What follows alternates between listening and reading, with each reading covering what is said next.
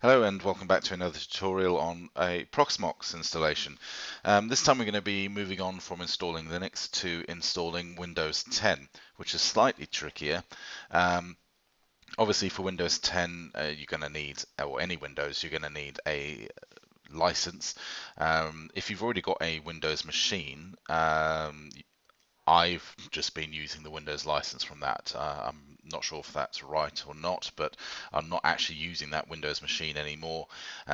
So I'm just using the license that came with it. Um, there is a way to install Windows for free for a 90-day development testing period. However, it doesn't work on Proxmox as far as I'm aware. It's available for other hypervisors such as VirtualBox, as it's a virtual file, that a virtual machine file rather than an ISO file. But let's just assume you've got a license key and that you want to install Windows 10 onto your Proxmox server, and this is how you do it. So first of all, you're going to want to go to Google and you want to go to type it in, download Windows 10. Now I'll put all these links in the description below, but the top link that comes up is this one here. In fact, actually, I'm a bit further down the line. There we go. So you're going to click on that top link and it's going to ask you a few questions. So first one is which version of Windows you're going to want to download. Now that obviously depends on your license key. However, if we just start off with Windows 10 and then choose our language, and then we're going to be asked whether we want 32-bit or 64-bit. We're going to want the 64-bit version. You're going to hit that button and it will start to download. Now I'm not going to do that now as I've already downloaded it and it's about 4 gigs. So you might want to make a cup of tea depending on what your internet connection is like. Once you've done that, you're also going to want to download another file, which is the VirtIO, VIRTIO Windows drivers. Again, that's Google. You can find that on Google, but to make life easier, I'm just going to add a link to the description.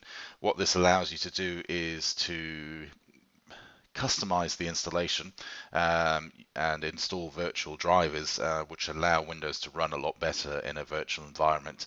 I've found if I haven't done it this way, it either gets all the way to the end of the installation, when it goes to restart, it just won't come back up again. Or if I do get it past that point, it will just randomly crash.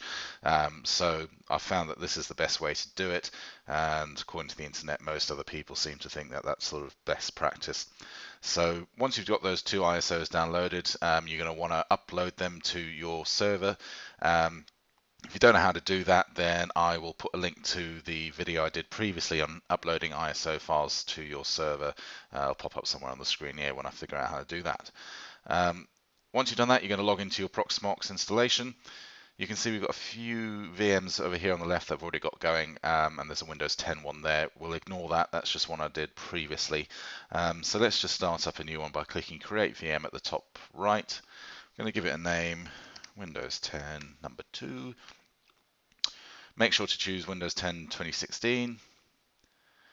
Then we want to choose the installation file, which you will have uploaded. So we're going to choose the Windows 10, that's the latest one there. Click on Next. Now here we're going to want to change the bus to a VirtIO bus, as we're going to be installing the excuse me, got a cold today. We're going to be installing the drivers in a sec. We want to choose where we want our storage to be. I don't want it on my backup drive, I want it on my main drive, and let's just give it 100 gigs for now. What you're also going to want to do, and I'm not sure if you've ever done this before, but you're going to want to change the cache here. Now this is just to make it a bit quicker, as Windows needs all the help it can get when it comes to speed, and we're going to change it to write back. This is slightly unsafe, well, unsafe is the wrong word. It's not as safe when it comes to your data. Obviously, if there's a shutdown or you suddenly press the stop button rather than the shutdown button, it can lose a bit of data, but it's very rare. So we won't worry too much about that for this demonstration. It just makes it a bit quicker. So we click on Next. I'm going to add 2 sockets and 8 cores. Obviously only add what you can, what your hardware supports, and make sure not to add everything that you've got in case you've got other machines running over here, it won't let it start because it won't be able to allocate the resources, and it will bring everything to a grinding halt. So memory, let's do a range. I always like to do a range, so we're going to give it 8,000 megs, almost 8 gigs top, and we'll give it exactly 2 gigs worth of minimum memory. Then we're going to click on next, and again, normally you'd leave this as Intel. Because we're installing the VirtIO drivers, we're going to change the model to the VirtIO paravirtualized version, and I'm going to keep it in bridged mode. Click on next, make sure we're happy with everything there. I do apologize for the coughing, by the way. It's just tickly throat that won't go away. And we'll let that start to set up over there. Right, that's up and running. The next thing we need to do is we are going to need to add another CD drive onto this with the virtual drivers on. So you click on your machine that you've just created, click on hardware, and then click on add. We're just going to select CD DVD drive. Keep this one as IDE. Change the storage to local and choose the VirtWin ISO file. Now that's all added, we should be able to start up the machine. So click start. It's thinking about it down here at the bottom. Once that's complete, we can then open up the console and watch the installation.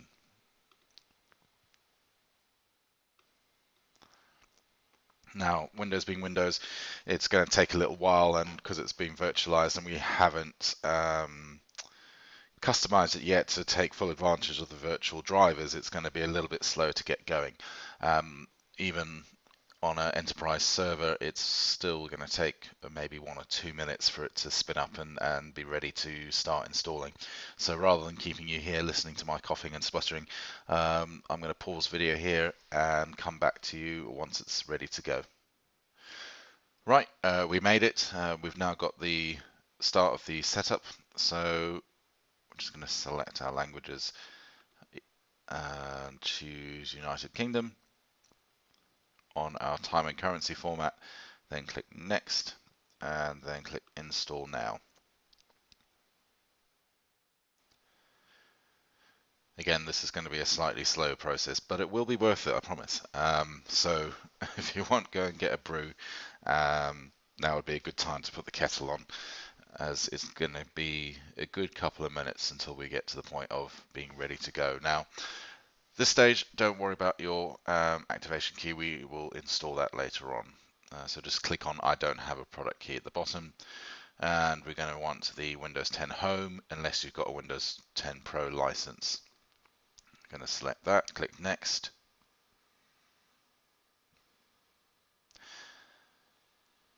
Accept without reading, of course. Now this is where it differs to what you would normally do. We're going to want to click on the custom install. And it's saying here we couldn't find any drives. Now this is because we've selected a VirtIO drive and we need to load the driver. So let's click on load driver, and we're going to browse, and we're going to choose the CD drive that we installed earlier. Okay, and then from there we're going to navigate through to the VIO STOR. That one there at the bottom. We're going to choose 8.1, even though this is Windows 10, and we're going to do the AMD 64 and click OK. And we're going to have the driver come up, the red hat, and that's the correct driver. Click next, and it's going to install. And once that's installed, we're then going to got 2 more drivers to install, and that's for the network and for the memory ballooning. Right, lovely. So you can see our hard drive of 100 gigs that we created earlier has now appeared. But before we continue, we've just got a few more drivers to load. So we're going to click load driver again, go to browse, choose the VirtIO, and we are going to go to the bottom one again, VIO STOR, and this time In fact, no, I do apologize. I wondered why it wasn't showing up. We're going to be wanting to go to the net KVM. Okay, so this is for your network driver. So net KVM, Windows 8.1, AMD 64, select OK. And again, you want the Red Hat Ethernet adapter driver. I'm going to click on Next. Let that install.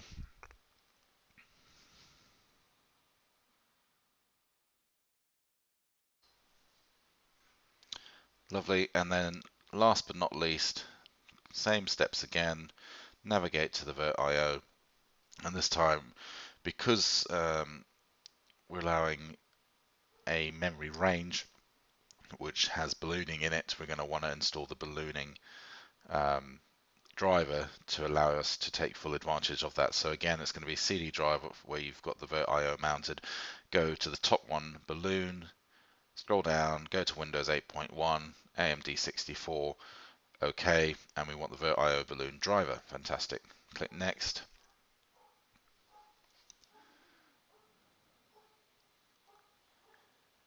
And we just let that install. Right, finally we're good to go. So we select our drivers already selected there, click on Next, and now we're going to have that cup of tea. So I'm going to leave that here for now, pause the video and come back once this bit is finished installing. See you in a bit. Right, so after a few automatic restarts and probably several cups of tea, you should now should now have this screen in front of you over here. So first thing we want to do is make sure that it's automatically selected the right country and region for you. We're going to click yes, and then we have a little bit more waiting and check the keyboard layout. United Kingdom for me, yes, and I do not want to add another layout. Obviously this bit is all identical now to installing Windows, so don't feel obliged to watch to the end. The only reason I'm going through all this is just to show you what it looks like and how it looks identical to what it would look like on an actual computer. Whilst waiting for this little bit, you're probably wondering, well, how do I access this? So obviously you can access it by logging into Proxmox, selecting the virtual machine, and then clicking on console the same way as we've done this to be able to view this.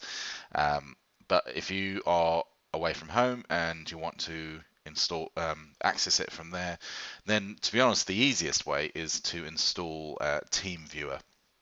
That is a remote desktop protocol bit of software that allows you to very easily connect from one computer to another and have full access control to it. So all you do is you leave the VM that you've just created running and install TeamViewer on it, and then on the computer you want to access it from, whether you're from at work or something, you literally log into TeamViewer, enter the details for your virtual machine, and you're in.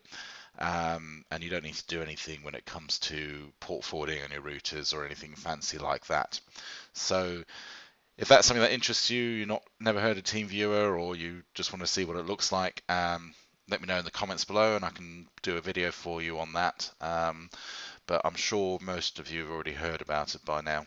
It's very, very handy, it's very useful, and it's free for private use. Right, we're finally there. So I'm just going to create an offline account. Obviously, if you've got Microsoft accounts, follow it through there. I'm just going to do an offline account for now, as I won't be keeping this. Do that later.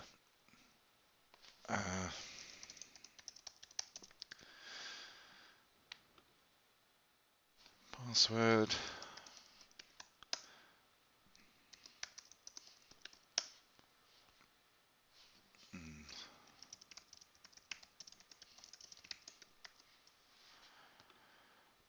Never use the same password for everything. Easier said than done. No, I would not like Cortana. Obviously, these are just for your own personal preference. As you probably hear in my tone of voice, I'm not the biggest Windows fan, and so all these little tricks is trying to get information out of me, I try and turn off as much of it as I can. In fact, that's a video I'm probably going to do in the future. Is the whole reason I started the Internet 101 was to show people what Windows, iOS, Android, Chrome, all of those different providers are doing and with your data and how they're recording your data without you knowing. Now, don't worry, I'm not some big tinfoil hat nut. I just like to know what's happening with my data, and a lot of the times they start to do things that you don't really know you've allowed them to do, because everyone's guilty of it. We all read through the terms and conditions, scroll through them as quick as we can, click accept without fully understanding what it said, and then next thing you know, you're getting tailored adverts about the secret engagement ring you're trying to get for your fiance,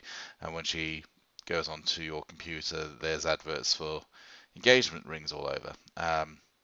Not that that's happened to me, so that got me in a little bit of trouble. That's why I take this sort of internet privacy quite seriously. So keep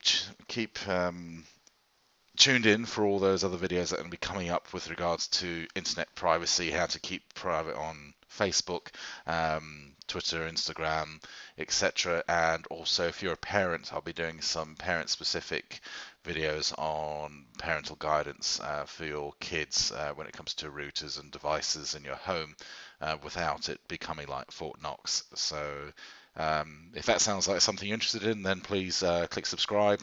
If you start doing that, then I'll know that there's a bit of interest out there, and I will invest a bit more time into creating those videos. Ta-da! We have a fully working virtual machine. Yes, we're going to allow that. Okay, so this takes a few minutes, as it does with any Windows machine. When you first start it up, it's going to start downloading a heck of a load of stuff and upgrading everything. But as you can see, this is a fully featured version of Windows. Now, on my screen here, I'm running on a Windows iMac, which is a large screen. The actual Windows screen within that it looks quite small, and if I was to drag that out, it shoots back to the native size of the Windows desktop. So there are a few ways you can change that. First thing is I'm going to right click on the desktop, go to display settings, as you would again on any Windows computer, and we're going to change the screen resolution. Now this is a little bit of trial and error, but let's try that one. There we go. As you can see, I've now got a slightly bigger screen here. Let's try that one. And you can keep going and going until it gets something that fits nicely on your screen. Okay, and it will remember this, so whenever you log back in again, it will remember this. So to shut down, again, as if you just got to treat this as if it's a normal Windows computer. You're going to click the little icon down here and go to shut down, and it will do the shutdown. Then if you click this one here, what this does is it brings up the options for Proxmox. So if I was to click shut down there, Proxmox will then send a shutdown command to Windows, and it will shut down in the correct way.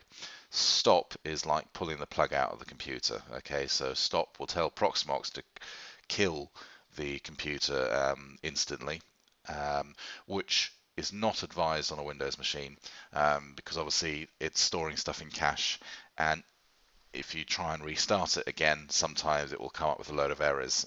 So unless it's completely frozen, it's completely hung, and you just cannot get it to shut down, don't press the stop button. Reset again is like pressing the reset button on the actual computer, and these three are similar to doing sleep. What I recommend is ignore that button and just do it from within the virtual machine itself. It's a lot safer.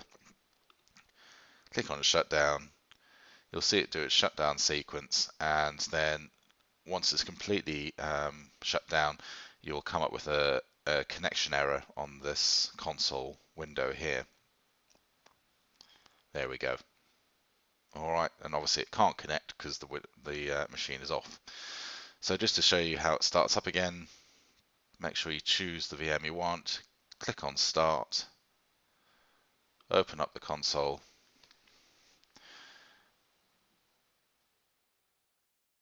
and there we go. We've got Windows booting. Um, this has turned into quite a long video. Apologize for that, but again, Windows takes its time. So hopefully it's been useful to you, and hopefully the virtual in-out drivers is something that you haven't done before, haven't seen before, and will help make the running of Windows a lot smoother. As you can see, starting up then compared to the installation initially is 100% quicker, and hopefully that's given you something a bit more to go away and play with. Again, any comments welcomely received. Like if you like it, dislike if you didn't, and please do subscribe if you'd like to see more videos on general computer stuff, Proxmox, and soon to be internet safety videos.